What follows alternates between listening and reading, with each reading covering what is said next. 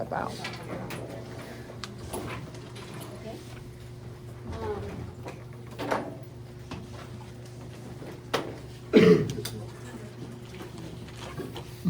Okay, what does direct calorimetry measure? Production. Major limitation?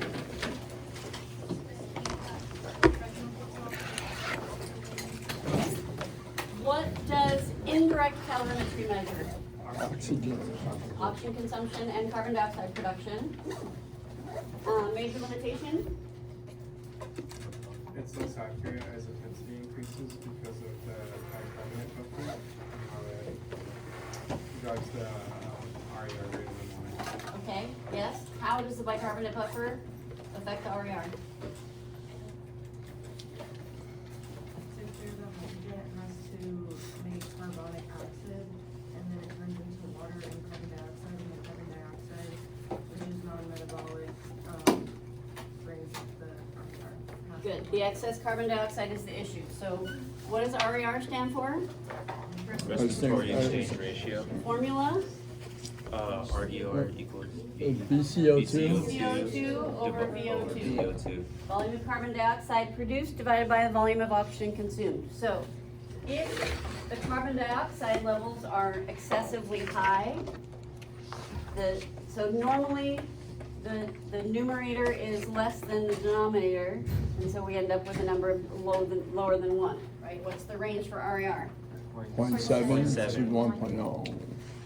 Okay, but if the numerator becomes larger than the denominator, then it goes over 1, right? So when excess carbon dioxide is produced, which is coming from the bicarbonate buffer, the RER goes above 1, which makes our calculations less accurate. Okay, what does an RER of 0.7 mean? 100% fat. Using 100% fat. What does an RER of 1 mean? 100% Okay, carbohydrates. so the RER is giving us information about what substrate we're using.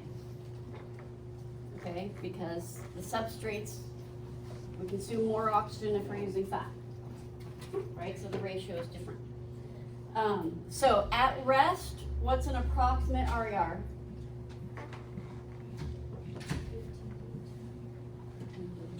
That's RMR.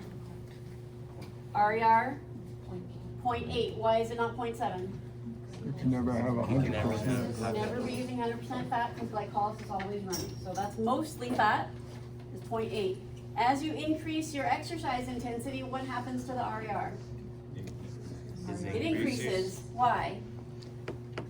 Because Because of, production of carbon dioxide.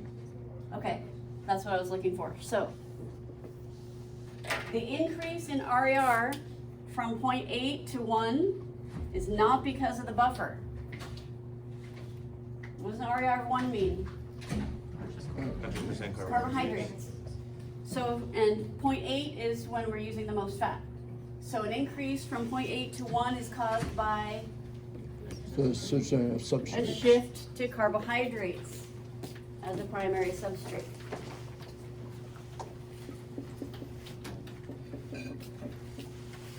Okay. The effect of the carbon dioxide from the bicarbonate buffer is what takes us above 1. Okay, going from 0.8 to 1 is because of a shift to carbohydrates. Okay, what goes on the x-axis for the crossover point? Carbohydrates and intensity and And what goes on the y-axis? percentage of substrates used. Okay, so at low intensity, we're mostly using fat. Our RER is 0.7, more like 0.8. Okay, as we increase our intensity, the RER moves towards 1 because we're shifting to carbohydrates. Why are we shifting to carbohydrates at higher intensity?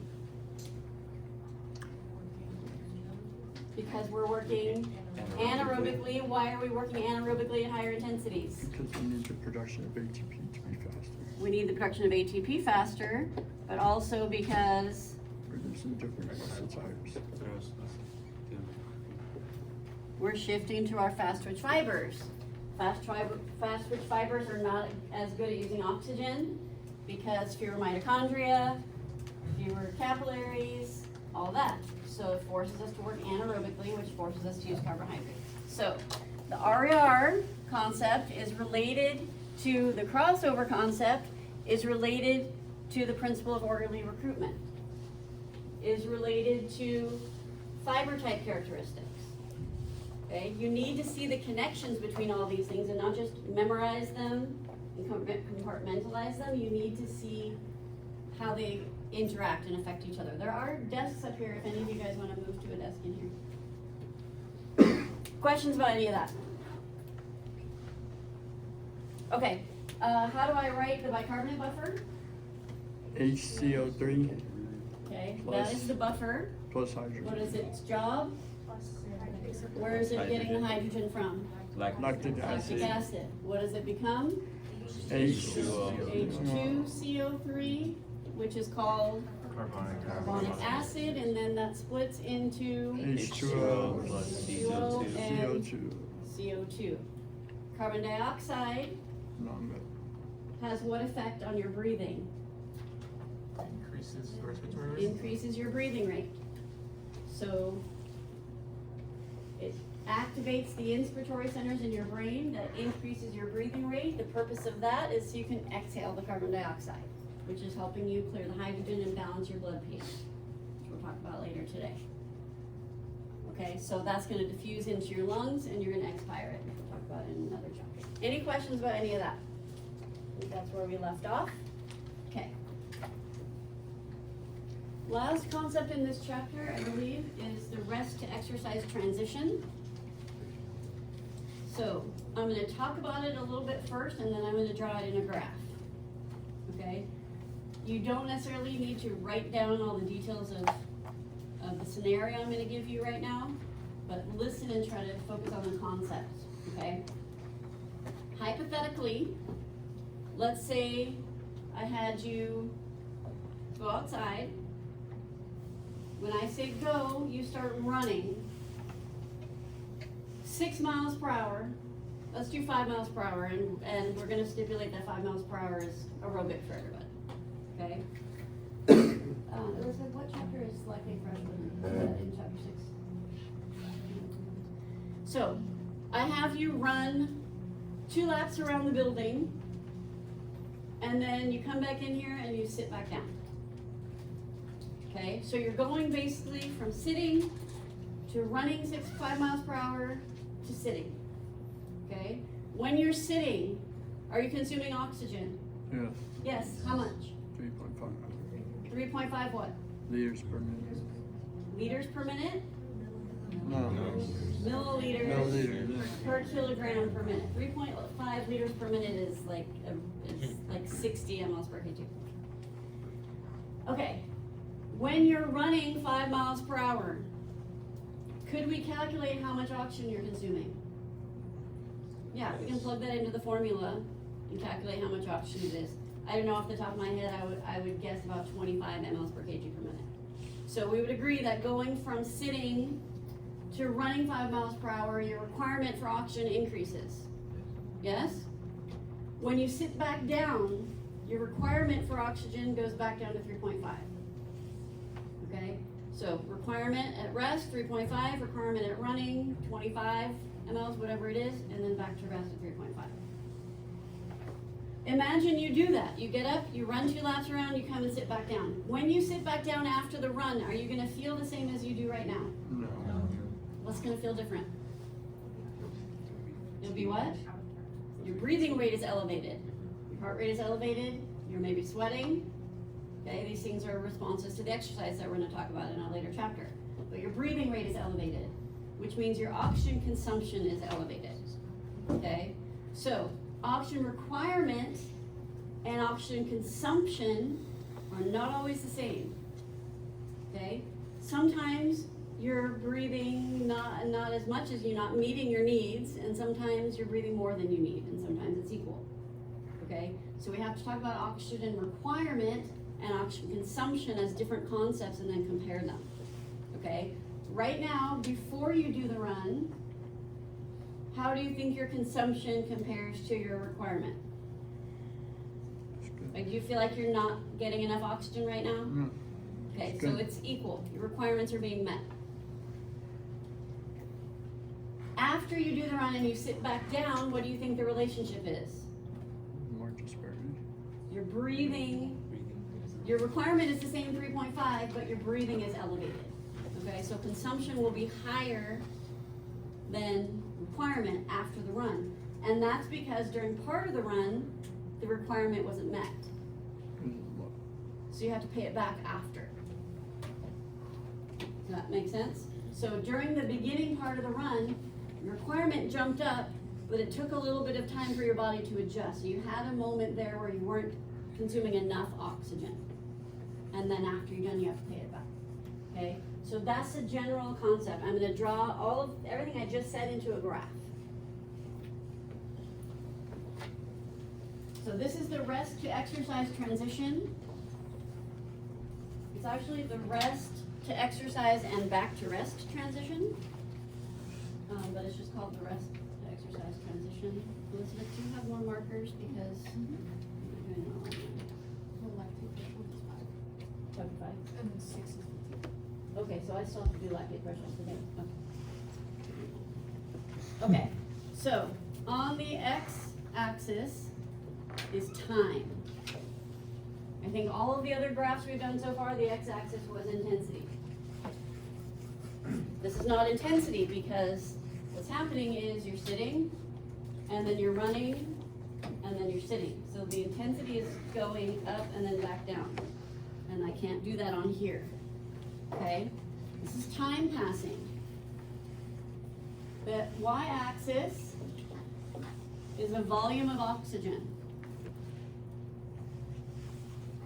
I'm going to draw one line for oxygen consumption and another line for oxygen requirement. We just talked about the difference between the two, so we can compare them. Okay, the first line I'm going to draw, well, let's do this.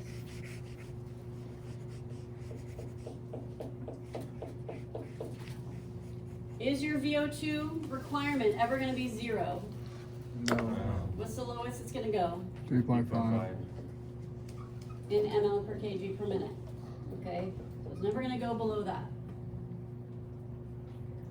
VO2 max in mLs per kg per minute. Oh, Let's say it's 50. Okay, so time is passing in minutes. Let's say you're sitting in your chair for 2 minutes. That looks like that. Everybody agree? You start running 5 miles an hour. I don't know exactly what it is, but let's say it's 25. Okay?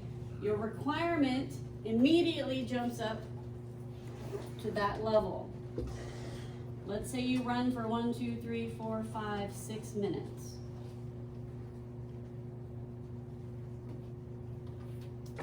Oxygen requirement stays at that level, assuming you're staying at 5 miles per hour. Everybody okay with that?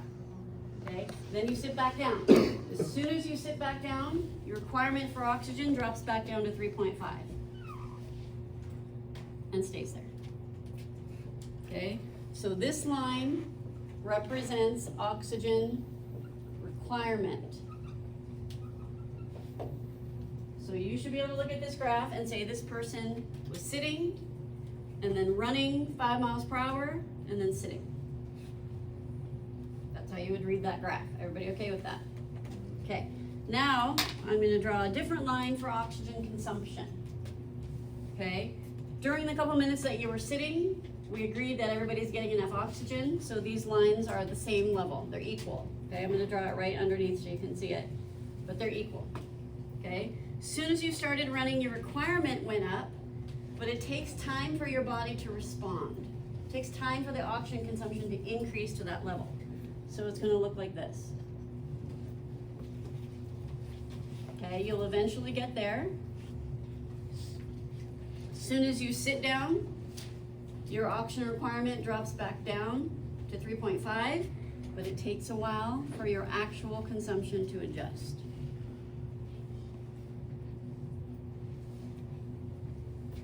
Okay, so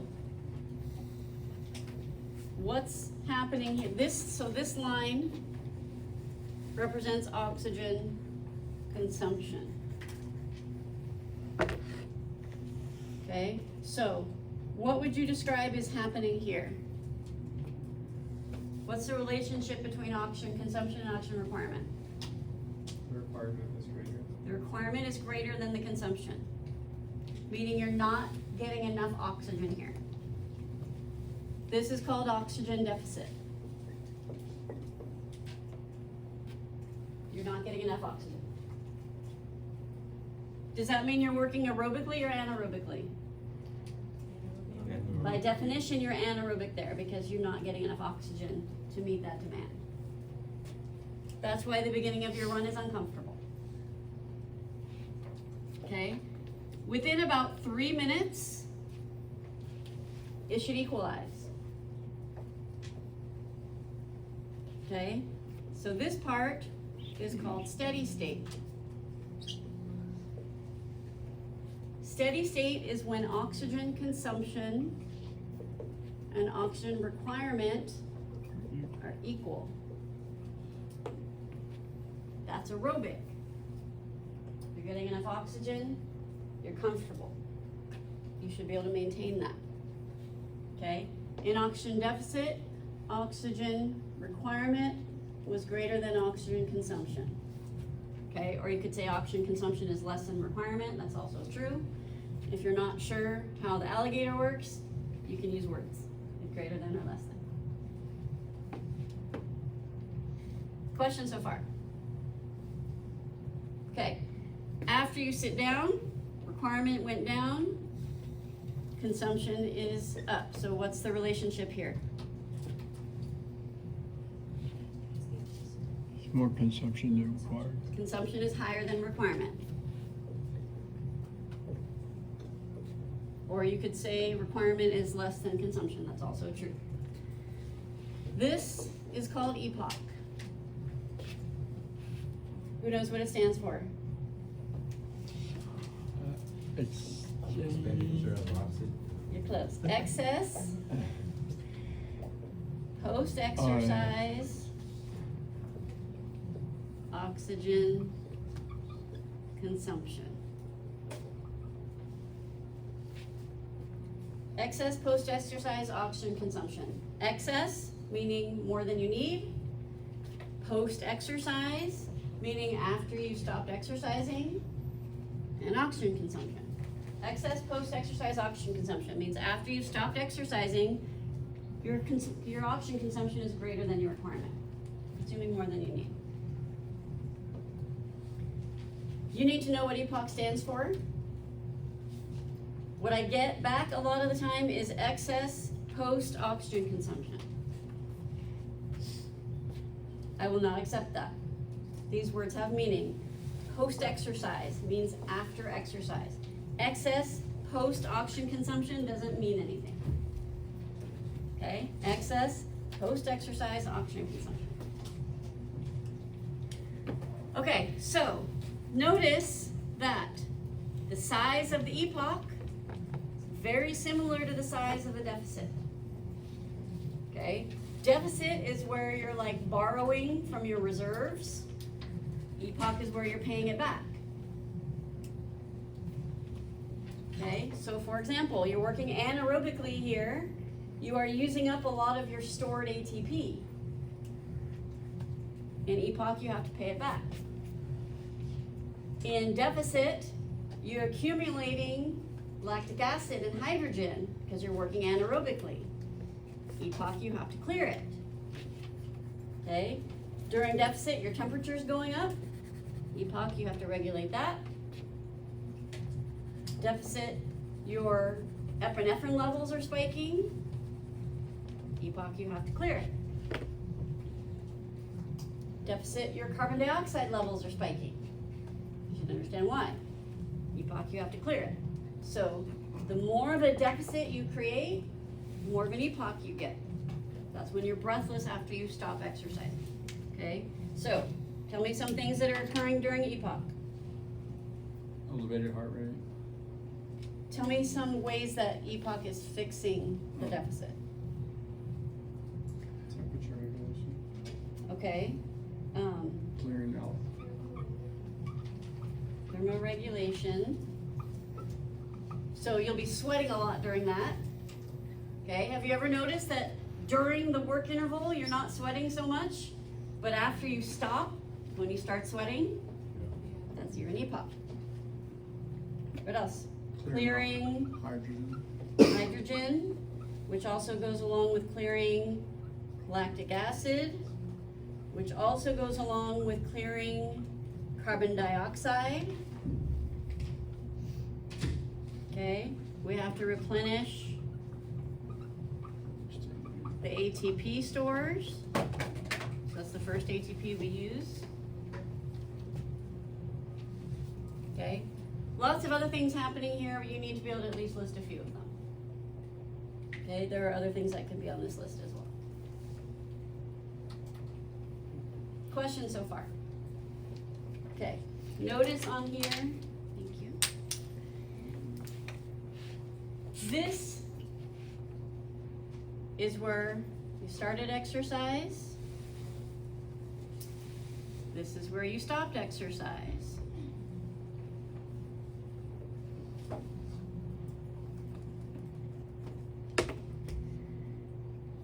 So when you're anaerobic, in the first few minutes, it's uncomfortable. This is why, let's say you run all the time and you have a friend who never runs. You say, come on, come run with me. We're just gonna go like 2 miles. You'll be fine. And you start running, and a minute later, 2 minutes later, your friend says, no, this is terrible. I hate it. I can't run. It's uncomfortable. You go ahead. I'm just gonna walk. They're here. What they don't realize is that within about 3 minutes, they're gonna hit steady state and they're gonna be comfortable. You may have experienced this, okay? Once you hit steady state, you can go for a long time. And we're gonna talk about fatigue. We're not gonna get to fatigue today. But you have to get past this initial part. Yes? What's what I'm looking for? Does it take longer for others to get to a steady state? Because It's about 3 minutes. Yeah, it could be 4, but by 4, you should really be at steady state.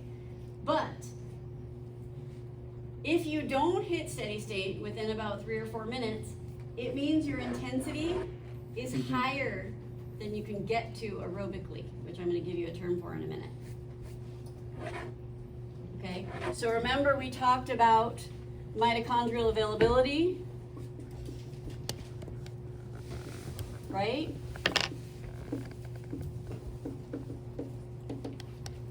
We've increased our exercise intensity, we're activating PFK, glycolysis is speeding up, mitochondrial availability drops.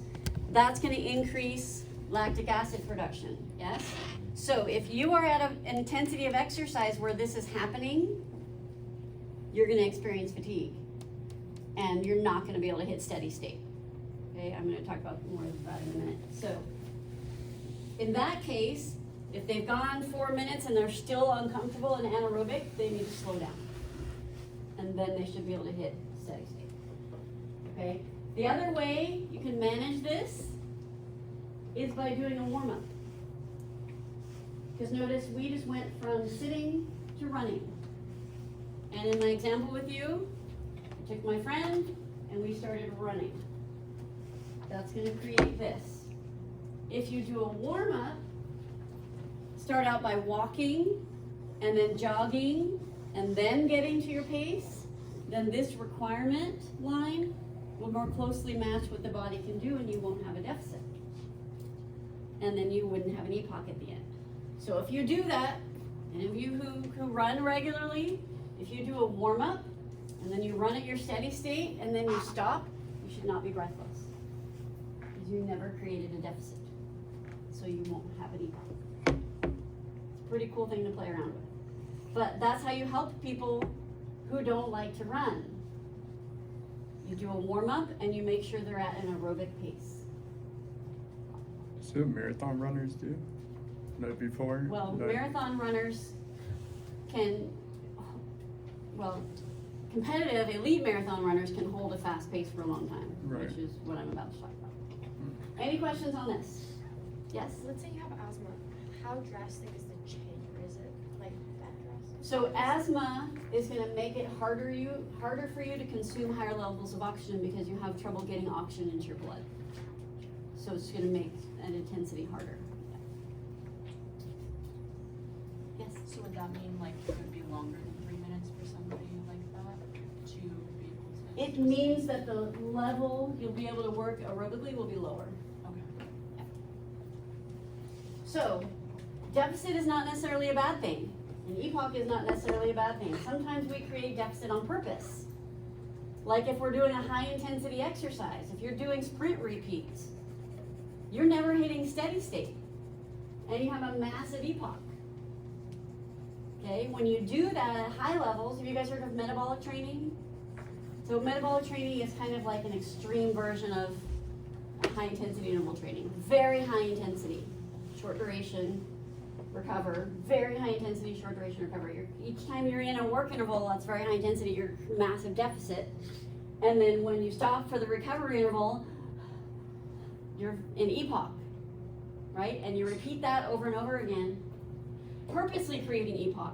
When you do very, very high intensity workout intervals like that, the EPOC has been shown to last for 24 hours to 48 hours. And what that means is your metabolic rate is elevated for an entire day after you do this workout. So for somebody who's trying to lose weight, very effective. Yes? Yeah, that like target for fat loss? Because I was talking to my friend this morning, he was talking about, he was doing exercise and he was having 90-second rest periods to get it back into the workout, like separate workouts. Mhm. Okay. Yeah, we're gonna get into all that. At the end of the semester, we're gonna write a whole interval workout and talk about the fatigue and talk about the adaptations. Go ahead. Is it tough to truly hit that high intensity though that is required to be able to be in that? Yeah. Yeah, what about- You have to be really 85% of your heart rate or above. Is this pretty much a PCR system, right? You're like almost like with the high intensity? No? No, if we were gonna do it in the ATP PCR system, we'd be at an intensity we can't maintain for more than 10 seconds, and we'd have to have 3 minutes rest. So how long is this So we intensity? could do it in the level? ATP PCR system, but I'm talking about glycolysis. So then how long is this intensity last for this theoretical? That's a conversation for later in the semester. Oh, okay. All right. 30 seconds to 2 minutes is my short answer. Okay. for the workout. Okay, so you need to be able to draw, label, and explain this graph. Okay, understand what's happening. Make sure you understand it's time on the x-axis and the intensity is changing as we go through. Okay, label the lines, one's requirement, one's consumption. A lot of times people draw, let me show you what I get. Because you're trying to memorize this graph without understanding it, this is what I get.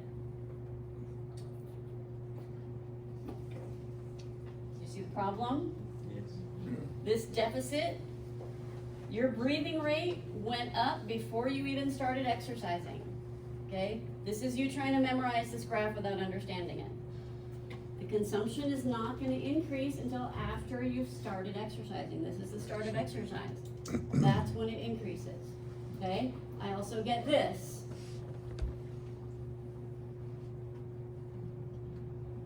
Or just not being careful with the lines. Okay? Reading the graph is important. Where the lines are in relation to each other throughout this graph is important. You can't start this curve downward while you're still exercising. That doesn't make any sense. Right? These lines have meaning. It's not just, oh yeah, there was a square one and there was a round one. No. This means you hit that and then you start, your breathing slowed down while you were still running. That doesn't make any sense. Okay? Please make sure you're understanding these concepts and not memorizing one's a square and one's a curve. Okay? Questions on any of this? Okay. So, there is another concept in this chapter that I need to spend time on. And that is lactate threshold, and it's related to that, related to the EPOC graph.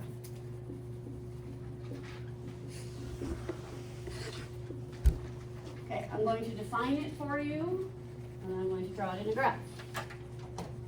Lactate threshold is the point at which lactic acid begins to accumulate as exercise intensity increases.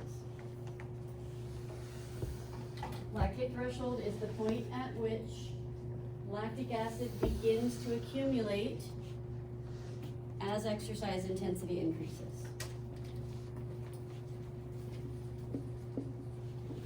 Lactate threshold is the point at which lactic acid begins to accumulate as exercise intensity increases.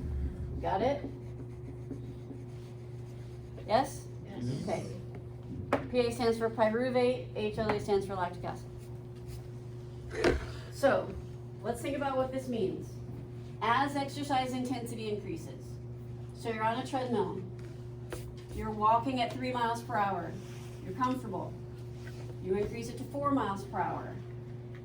Fast walk, you're comfortable. You increase it to 5 miles per hour, now you're at a comfortable jog.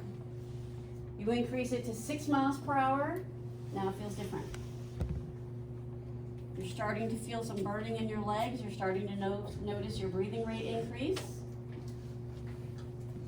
You hit your lactate threshold. Okay, there's a point here, we just talked about.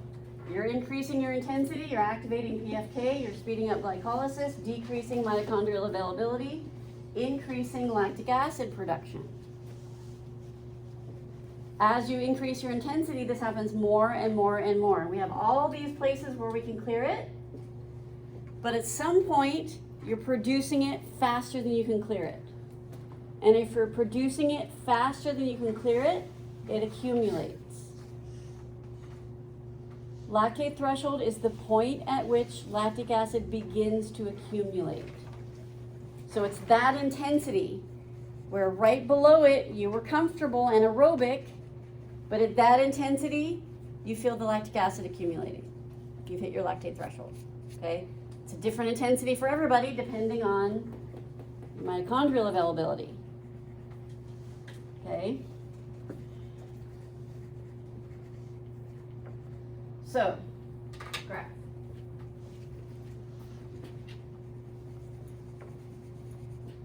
Notice I didn't say the point at which lactic acid begins to be produced. Lactic acid is always being produced. None of our systems ever turn off. But as you increase intensity, it gets produced faster and faster. At some point, you're going to produce it faster than you can clear it. It's going to accumulate. So, x-axis is intensity. Could be speed on a treadmill, could be resistance on a bike, could be oxygen consumption. Those are all measurements of intensity. Okay, for now I'm just going to say low, medium, high intensity. Y-axis is blood lactate. And again, I'm just going to say low, medium, and high. When you get to 446, depending on who you have, you'll probably put numbers on these. Right now it's conceptual. Okay, so at low intensity, we're walking 2 miles an hour. Not a whole lot happening with your blood lactate levels. Okay, they're staying pretty steady. They're not at zero. They'll never be at zero. Okay, it'll be low and steady. You increase to 3 miles per hour, nothing happens. You increase to 4 miles per hour, nothing happens. You increase to 5 miles per hour, nothing happens. You increase to 6 miles per hour, you feel something different. You feel a little bit of burning in your legs, breathing rate elevated, and why are those two connected?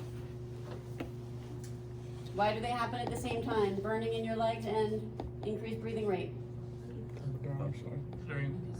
Carbon dioxide from the bicarbonate buffer. Buffer is one of the places we're taking the lactic acid. You gotta make these connections. Okay, so we keep increasing our intensity though. We felt something different at 6 miles per hour, but we still go to 7, and then we go to 8, and then we go to 9, and that burning is gonna get worse and worse and worse.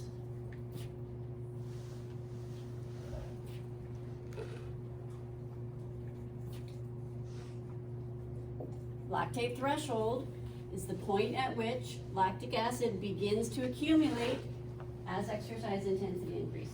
I suggest you try this at some point. Go on a treadmill and just every couple minutes increase the speed by a little bit and notice when you start to feel something different. That's an estimate of your lactate threshold. Okay? Questions so far? Yes? Is it a feeling that you're trying to get is like tightness in your muscles? Like- No, it's burning. Burning, because it's acid. Yeah. Okay, so notice what intensity this is happening at. What intensity is this happening at? Medium. Medium. Moderate intensity. Average untrained person hits their lactate threshold at about 50% of their VO2 max.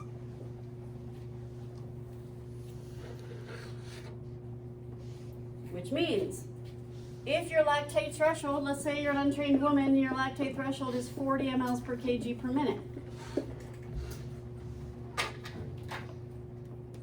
Lactate threshold is 50% of that.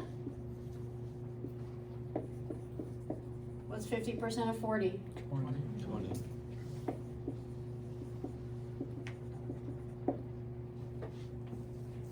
That's where you're gonna start feeling uncomfortable. I'm guessing that's maybe 4 miles per hour. So if you're untrained and your VO2 max is 40, and you hit your lactate threshold at 50% of that, you're going to hate running.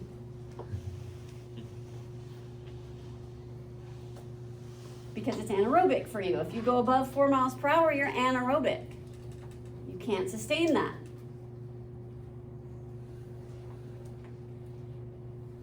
We can increase your VO2 max. That's gonna help. We'll talk about that later in the semester. We can increase lactate threshold. A trained person can hit their lactate threshold at 60% of their VO2 max, 70% of their VO2 max, 75% of their VO2 max. Okay? So, let's say this person somehow increased their lactate threshold without increasing their VO2 max, which is unlikely, but let's say they're hitting their lactate threshold at 65% of their VO2 max. What's 65% of 40?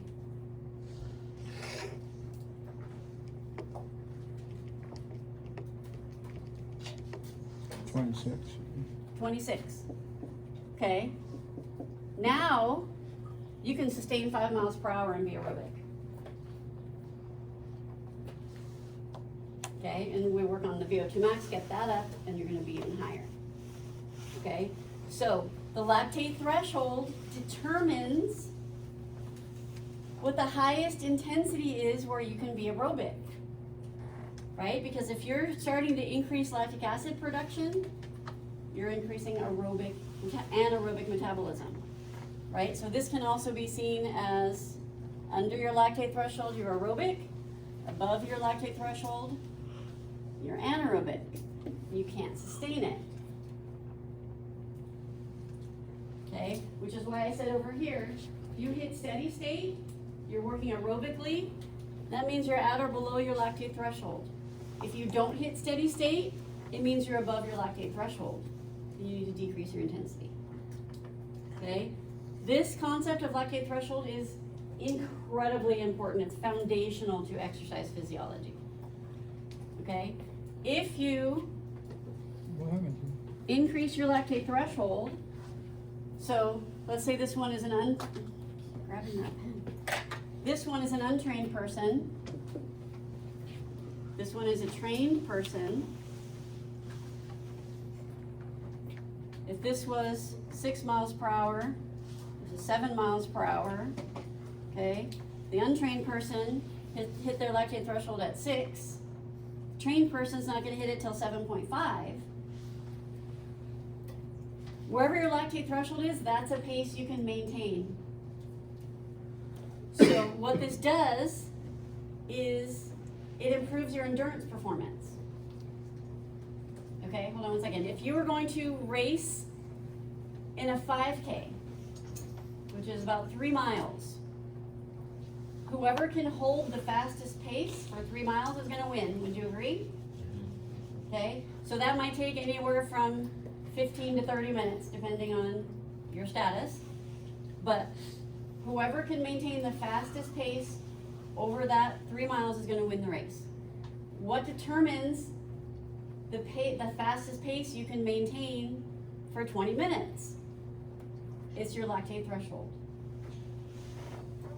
Okay, so lactate threshold determines your endurance performance. It does not affect your sprint. Okay, your sprint intensity is up here. So if you're doing a 100-meter sprint at 13 miles an hour, it doesn't matter that you shifted from your aerobic to your anaerobic system at 6 miles per hour, 7 miles per hour, 8 miles. It makes no difference because you're way up here. It makes a difference for endurance performance. The higher intensity you can be aerobic at, the better your endurance performance. Okay, so actually the best determinant is VO2 max. Whoever has the highest VO2 max will win an endurance race. Okay, if both people have the same VO2 max, second best determinant is lactate threshold. Whoever has the highest lactate threshold is going to win an endurance race.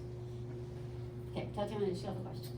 I think you kind of answered it with that. Because I was gonna ask, how long you have to maintain as far as miles per hour. You kind of touched on it. At lactate threshold? Yeah. At lactate threshold, you can maintain for hours. Oh. Above it, farther above it you get, the shorter duration you can handle because of the lactic acid. So the next chapter is fatigue. We'll get into details on that. Yes?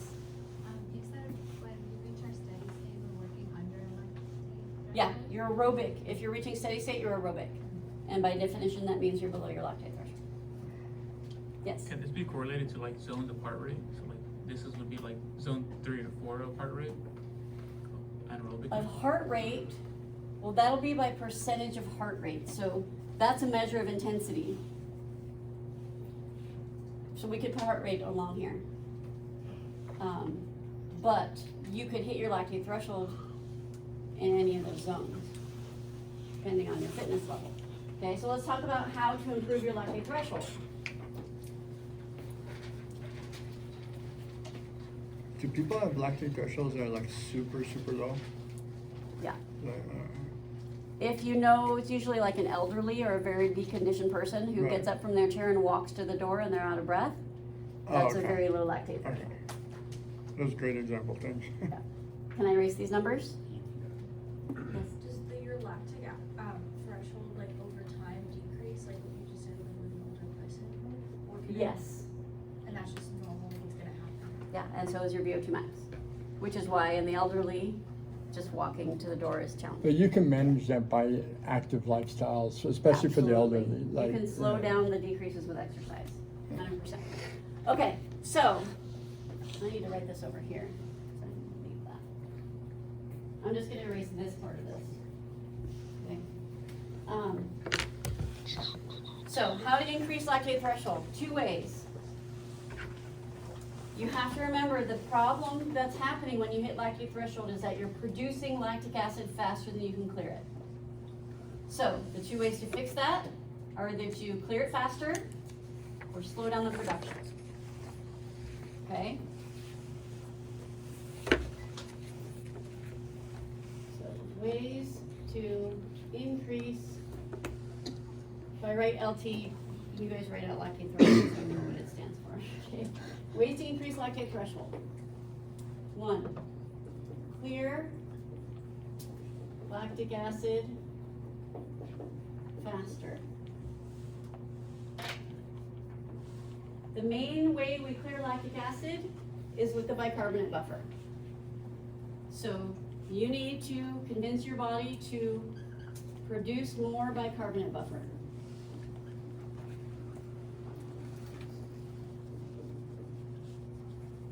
And I also have a rule. Anytime you mention bicarbonate buffer, you should write it out. Get in that habit because it's worth a point on your test. How do I write the bicarbonate buffer? HC. Plus H2.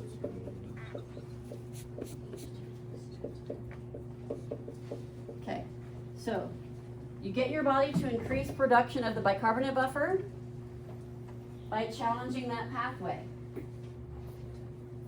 Okay, that's how you get any kind of adaptation to happen. If you don't challenge or use a pathway, why would it improve? You challenge it, challenge it, challenge it, challenge it, it adapts. Okay, so if you're working at low to moderate intensity, below your lactate threshold, you're not using the bicarbonate buffer a whole lot. If you want to challenge that pathway, you have to work above your lactate threshold, which means you have to do anaerobic training. When you do anaerobic training, you can't sustain it. You can't stay at a very high intensity for very long, so it's done in intervals. High intensity, short period of time, recovery. High intensity, recovery. High intensity, recovery. You're doing high intensity interval training. Okay?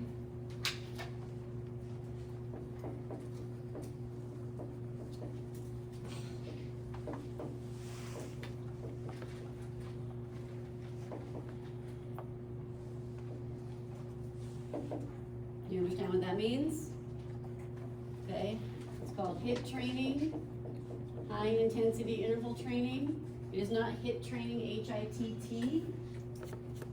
It is H-I-I-T, it stands for something. High intensity interval training. Above your lactate threshold and then recover, above your lactate threshold and recover. When you do that, your body will start to produce more bicarbonate buffer. The more bicarbonate buffer you have, the better you are at clearing lactic acid. So you can now work at a higher intensity before the lactic acid starts accumulating. That's a bump up in your lactate threshold. Questions on that? Okay, second way to increase your lactate threshold is by decreasing lactic acid production.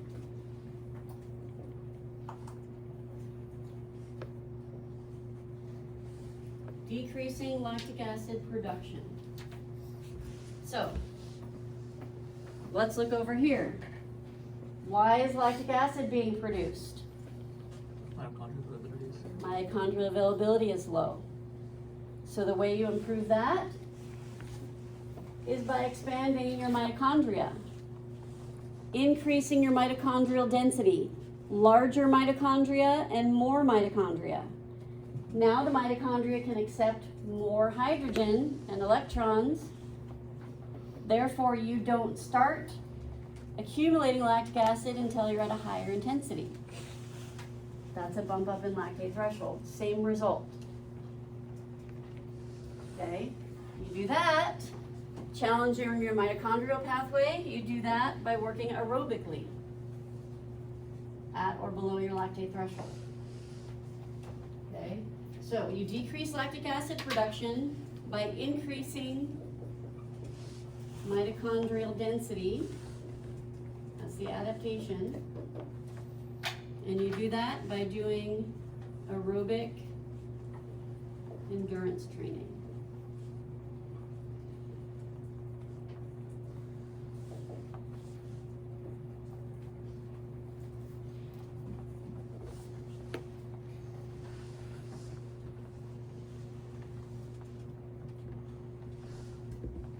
So if you do aerobic endurance training, the way your body adapts to that is by growing new mitochondria, or making your mitochondria bigger. It can then accept more hydrogen and electrons, which is going to delay the onset of lactate threshold, allowing you to be aerobic at a higher intensity. Yes? When we're increasing mitochondria, we're also increasing the myoglobin And the and capillary capillary density. density. All that's just going to keep on cascading up. Yep, Into, they go together. Thank you. Okay, so you have the problem that you're solving, the type of training you need to do, and the adaptation. Problem that you're solving, type of training you need to do, and the adaptation. And you need to be able to explain how that adaptation fixes the problem. So, Lactate threshold is the point at which lactic acid begins to accumulate as exercise intensity increases. The reason it's accumulating is because you're producing it faster than you can clear it. Okay, so the way you fix that is by clearing it faster, by boosting your bicarbonate buffer, which you do through high intensity interval training, or by increasing your mitochondrial capacity by doing aerobic endurance training, so you're not producing as much. Okay, either way, the benefit of that is you can be aerobic at a higher intensity, which improves your endurance performance. Okay, it'll make you win distance races, or make you able to sustain a faster pace for a longer time. Okay, so if your goal is to increase your lactate threshold, trying to improve your 5K time, you want to increase your lactate threshold, should you be doing high intensity interval training or should you be doing aerobic endurance training? What was the situation? Both. That's like saying, I want to lose weight. I want to lose weight. Should I eat less or should I move more? The answer is yes. Both. If you just work on one side, you might see some improvement. If you just work on the other side, you might see some improvement. If you work on both sides, that's when you get the most improvement. You should be doing both because you get the same result, but you're working at it from both ends. Okay? My son, the distance runner, used to come home from practice and say, Mom, I'm a distance runner. Why are we doing sprints all the time? And because I'm his mom, he got a long explanation. Well, son, let me explain. Yes, if you're a distance runner, you need to be doing sprint training. You also need to be doing endurance training. Okay? It increases your lactate threshold. You can maintain a faster pace. Questions? Yes? You ran track? Me? No. My kids all did. I'm lazy.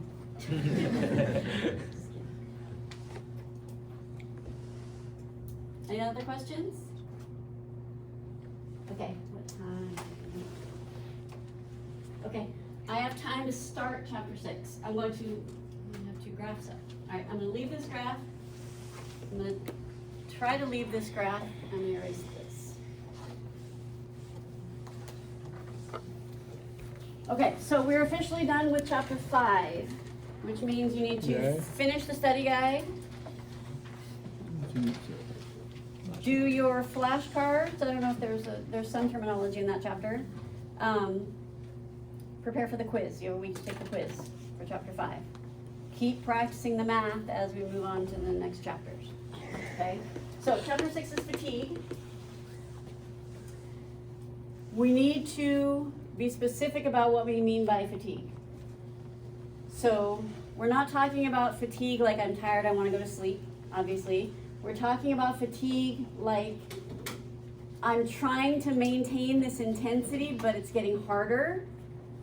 And then I'm trying to maintain this intensity, but I can't. Okay? There's something physiologically preventing you from maintaining an intensity. Okay? Breathlessness is not fatigue. Breathlessness is a symptom of being in glycolysis because the lactic acid gets picked up by the buffer producing carbon dioxide that increases your breathing rate. It's actually helping you delay fatigue. Being breathless is not fatigue. Sweating is not fatigue. That's actually helping you continue exercise by thermoregulating. Fatigue are things that interrupt muscle contraction and physiologically prevent you from maintaining an intensity. Okay? So when I ask you to explain a cause of fatigue, you can't say out of breath, heart rate up, sweating. Those things are not fatigue. Those things are helping you exercise. Fatigue is slowing you down. Okay? That's important to understand. So we have different causes of fatigue in different systems. So I'm going to go system by system. Okay? So we're going to start with the ATP-PCR system. Quick review. ATP-PCR system, where does it occur? The circle. Okay.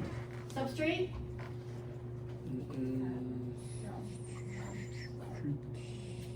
Creatine. What is it? Creatine. not just creatine. Creatine. Creatine kinase, that's an enzyme. Oh. Substrate is the source of energy. PCR. PCR. Alright, Okay. done.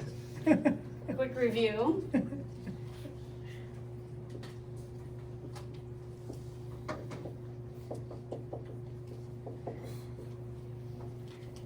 Yes? Phosphate, yes.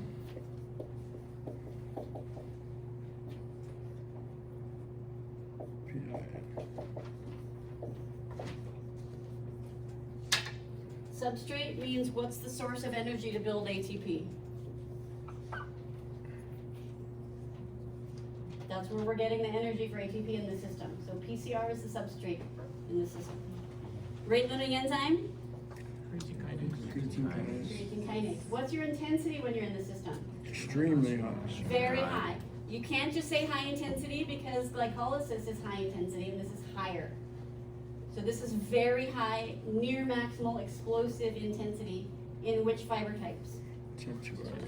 US. How long can you stay in this system? 15 seconds. About 10 seconds. What causes you to not stay past 10 seconds? Depletion. There's no lactic acid production here. Depletion of ATP. Substrate. Substrate, PCR. we run out of PCR. Right? I said when the PCR runs out, the system's done. That's the cause of fatigue in this system. PCR depletion.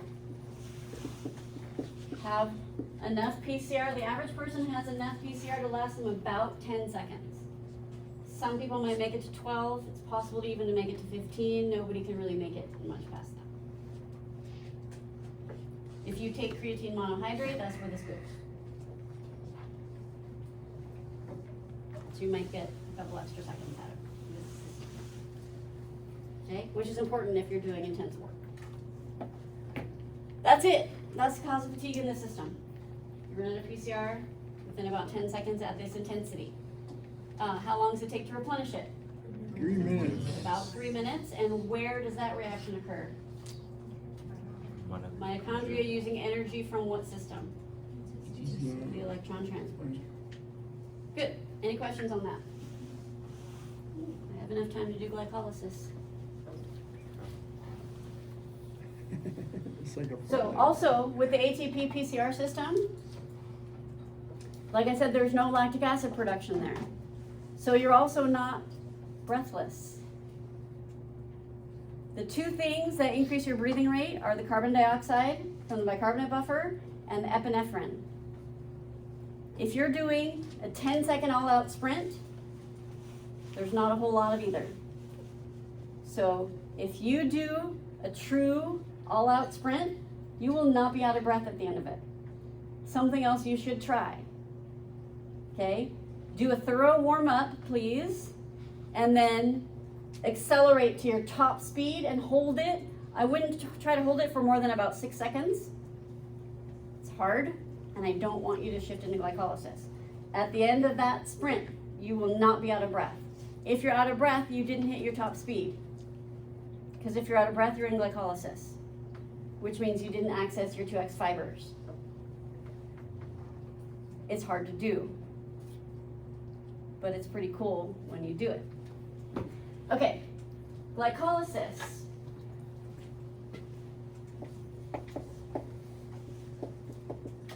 Quick review. Where does the system occur? sarcoplasm. Is it aerobic or anaerobic? Anaerobic. Okay. Substrate, Glucose 6-phosphate. glucose 6-phosphate. So carbohydrates in the form of glucose 6-phosphate. Rate limiting enzyme? Phosphorus. Fructokinase. Byproduct. No, that's in the electron transport chain. Lactic acid. Lactic acid is the byproduct. Creating ATP is the purpose. Lactic acid is a byproduct. There wasn't a byproduct in the ATP PCR system. It's a byproduct in glycolysis of lactic acid. And that's where most of our fatigue is coming from. Okay? Not the lactic acid itself, but the hydrogen that's in the lactic acid. Okay? When you go into 446, especially if you have Dr. Uspelkus, if you say lactic acid causes fatigue, He'll get mad. He probably won't get mad at you, he'll get mad at me, because he'll think I taught you that. Lactic acid does not cause fatigue. Hydrogen causes fatigue. Okay?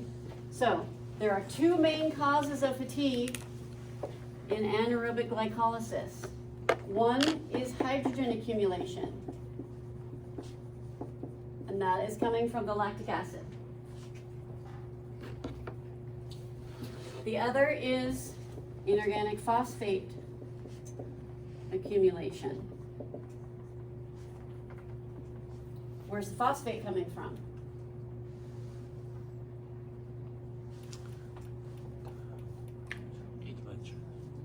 ATP breakdown. ATP breakdown. If you're working at a high intensity, you're breaking down a lot of ATP, phosphate levels are high. It's going to cause fatigue. Okay, so hydrogen accumulation causes fatigue in 3 separate ways. I'm gonna put one there. It lowers blood pH.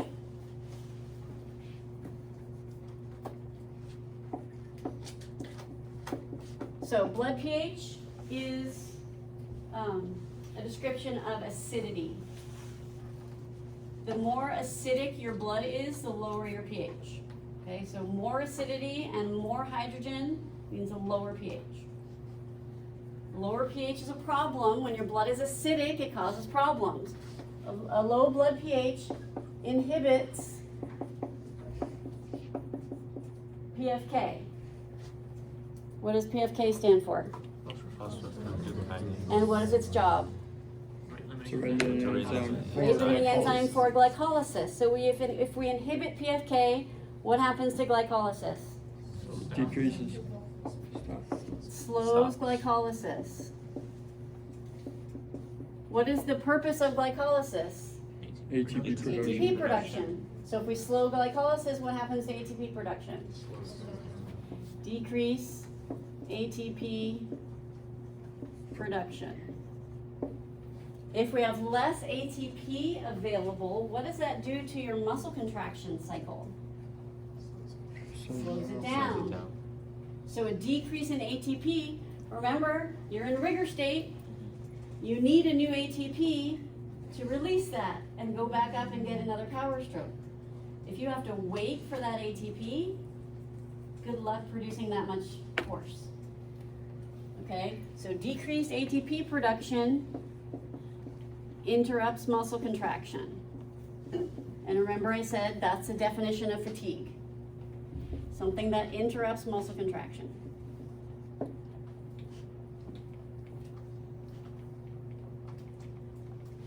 So the hydrogen from the lactic acid makes your blood acidic.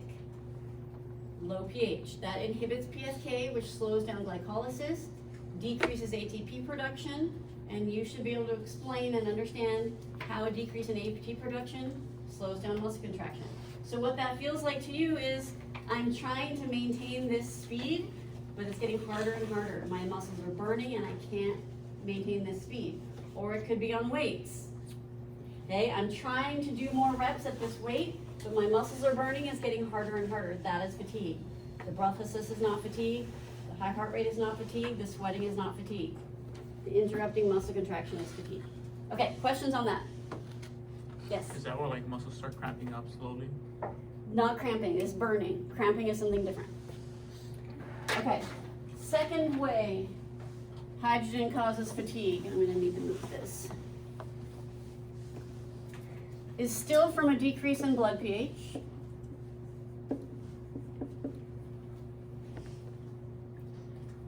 This time inhibiting glycogen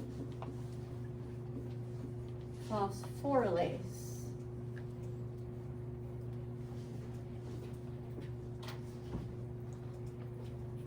What is glycogen phosphorylase in charge of? Glycogenolysis, which is converting what to what? Glycogen to glucose. Where is this occurring? In the liver. It's also occurring in the muscle, from muscle glycogen to G6P. We're going to focus on the liver. So, if we inhibit glycogen phosphorylase, we slow the process of glycogenolysis. Why this terminology is very important. You need to know what glycogen phosphorylase does. You need to know what glycogenolysis means. Okay? Glycogenolysis creates what? Glucose. Right? We're breaking down the liver glycogen, dumping it into the blood as glucose, so that we can bring it into the muscle as G6P. So that we can go through glycolysis.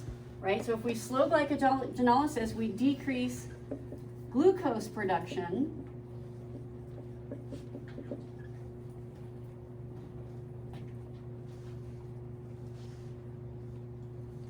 If we have less glucose coming into the muscle, we have less G6P available.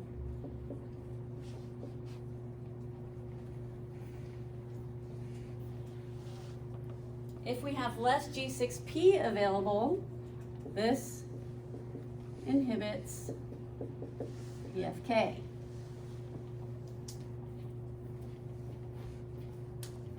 What does PFK do? Controls the rate of glycolysis. So, when there's a lot of G6P available, PFK says, oh, let's go, let's go, let's go. We need to create ATP from this. If there's less G6P available, PFK says, okay, everybody, slow down. What happens if we slow down, if we inhibit PFK? Slows down glycolysis. Which then, Slows down ATP production. which then, interrupts the muscle contraction. they overlap, but you need to be able to explain both. And all the way down to how they interrupt muscle contraction. Okay, so if I ask you just to explain how the inhibition of glycogen phosphorylase causes fatigue, you need to be able to explain it all the way through to how it interrupts muscle contraction. Yes? Is that one specifically in the liver or is it? It's both. It's in the muscle as well, but it's still going to decrease G6P availability. Questions? Yes? So the decrease in ATP, but we're not getting increase in AMP, like. Well, not from this process. Right, It's not from not this from- system. That's from a different system. Okay, all right. Yeah. Okay, other questions here before I give you number 3?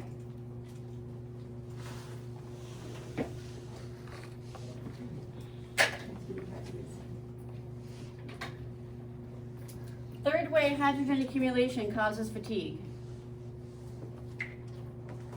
Let me explain this to you before I write anything down, okay? This one you might want to stop and listen to for a second. Hydrogen likes to bind to troponin. What normally binds to troponin? Calcium. And what happens when calcium binds to troponin? Pulls the Pulls tropomyosin. tropomyosin. Opens Off up the of binding the- site so we can cross-bridge and power stroke. If hydrogen binds to troponin, troponin does not open the binding site. Binding site stays covered. If the binding site stays covered, you can't cross-bridge or power stroke. That's going to be fatigue leading to failure. So, if there's a lot of hydrogen, there's hydrogen and calcium there, troponin gets to choose. Do I take the hydrogen or do I take the calcium? Which one do you think it will choose? That's affinity. It chooses the hydrogen. Troponin prefers hydrogen over calcium, or we say it has a stronger affinity. Troponin has a stronger affinity for hydrogen.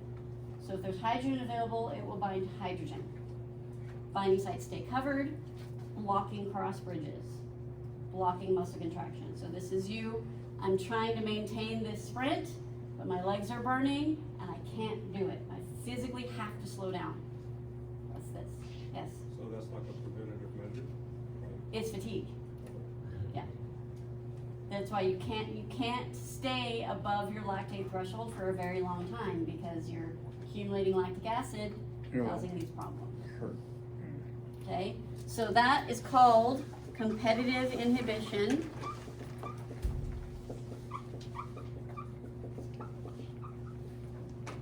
Competitive because the hydrogen and the calcium are competing for the spot on troponin. Inhibition because hydrogen will win and will block the muscle contraction. So, hydrogen accumulation, third way it causes fatigue is that hydrogen will bind to troponin. Troponin prefers hydrogen. Troponin has a higher or stronger affinity for hydrogen. So hydrogen will bind to troponin instead of the calcium. If hydrogen binds to troponin, troponin will not pull tropomyosin off the binding site, which will block the cross bridges and reduce the power strokes, which means you will not be able to maintain your intensity. That's fatigue.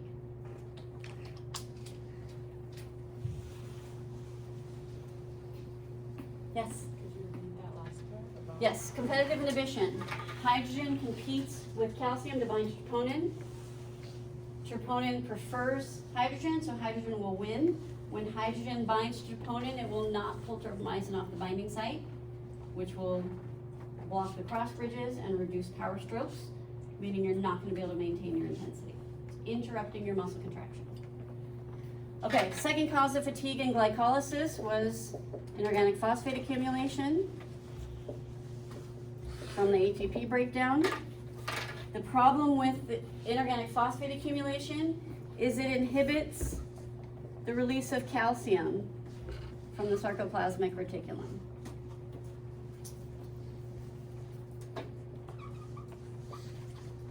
Inhibits the release of calcium from the sarcoplasmic reticulum. What is the role of calcium in muscle contraction? Pulls tropomyosin. We need it to bind to the tropomyosin to open the binding site. So if we're working at a high intensity, breaking down a lot of ATP, that accumulation of phosphate is going to give us less calcium available. If there's less calcium available, there's fewer cross bridges and fewer power strokes, and therefore less force production, interrupting muscle contraction, which is fatigue. Okay? This is not a sequence of events. These things are all happening at the same time. If you're working at a high intensity, anaerobic glycolysis, you're above your lactate threshold, you're producing lactic acid faster than you can clear it, hydrogen is accumulating, phosphate is accumulating at the same time. All of these things are happening at the same time. The more intense your exercise, the more intense these conditions, faster the fatigue. Okay, and you think about the combination of these two, not only do we have less calcium available, but the calcium that is available has to compete with the hydrogen. Okay, this is a very difficult environment to achieve muscle contraction. Questions on any of that? Okay, I'm out of time, so remind me when we come back in. Today's Wednesday. Oh no. You gotta read off, yeah. Okay, so please, you should absolutely 100% have this memorized by the time I see you next. Okay? This is 99.9% chance on your midterm.